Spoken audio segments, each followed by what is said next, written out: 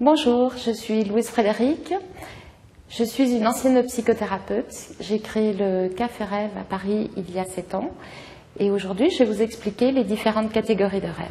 Que sont les catégories de rêves? Les anciens, du Proche et Moyen-Orient et les Grecs et les Latins avaient bien repéré dans les songes des catégories très distinctes. Donc ils mettaient de côté ce qu'ils appelaient le rêve et le cauchemar, et ne gardaient pour l'interprétation que les songes. Le rêve, d'après les anciens, c'est ce que nous appelons aujourd'hui des images hypnagogiques. Il faut savoir qu'au moment du sommeil, quand on s'endort, il y a un flux d'images ou de sons ou de sensations qui arrivent, et ce serait une erreur de s'y arrêter pour espérer une interprétation. Le rêve permet, donc les images hypnagogiques permettent simplement de nettoyer son mental, son esprit, d'évacuer les stress et les tensions. C'est une phase nécessaire, c'est un décrassage de l'esprit.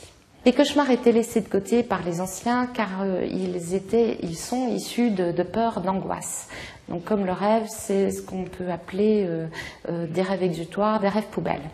Il y a une petite nuance, c'est nous avons remarqué, les interprètes de rêve d'aujourd'hui, psychothérapeutes ou non, que certaines personnes ont des songes très intéressants à interpréter, mais qu'ils jugent eux-mêmes comme des cauchemars, parce qu'ils ont eu peur, parce qu'ils ont plaqué une valeur à eux, une valeur personnelle de bien, de mal, sur ce scénario onirique.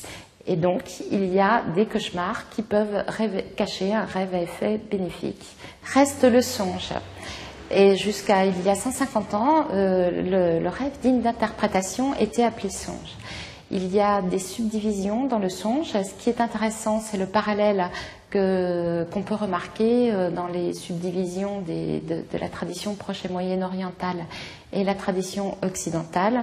Pour résumer, ils avaient l'oracle, la vision, et les songes justes ou les songes véridiques. Donc les songes ont différentes catégories, et par confort personnel, bien sûr, je les appelle rêves comme tout le monde. Il y a 5 catégories. Vous avez le rêve de présence. C'est quand un personnage ou quelque chose d'important, ou voire une divinité, apparaît dans le scénario onirique. Dans le rêve de présence, il y a donc des personnages qui apparaissent. Mais si vous avez un scénario onirique où apparaissent des personnes connues ou inconnues, ce n'est pas systématiquement un rêve de présence. Pour ce que j'ai appelé du rêve événementiel, il s'agit d'un scénario onirique où l'on voit, où le rêveur voit ou repense à un événement passé, douloureux ou joyeux, peu importe. Et cela permet au rêveur donc soit quand l'événement est douloureux, de clore un chapitre de son histoire, de clore l'épisode douloureux de sa vie, et quand c'est un événement joyeux, de se reconnecter avec la source de joie.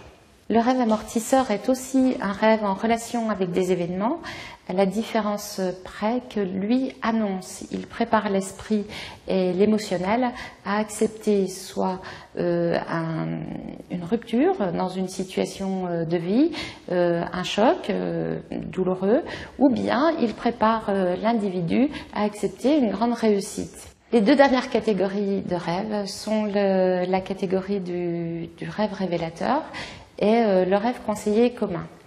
Le rêve révélateur va révéler et mettre en lumière, mettre en évidence les talents, les ressources du rêveur, de l'intéressé.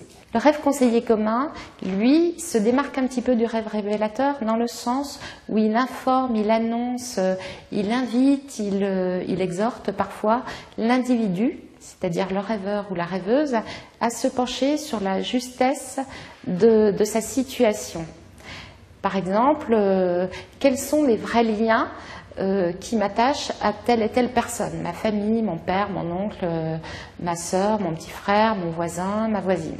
Maintenant, je vous invite à approfondir le sujet, c'est-à-dire les différentes catégories de rêves, et pour que vous puissiez vous familiariser et vous-même vous exercer à distinguer vos rêves, vos cauchemars de vos vrais songes.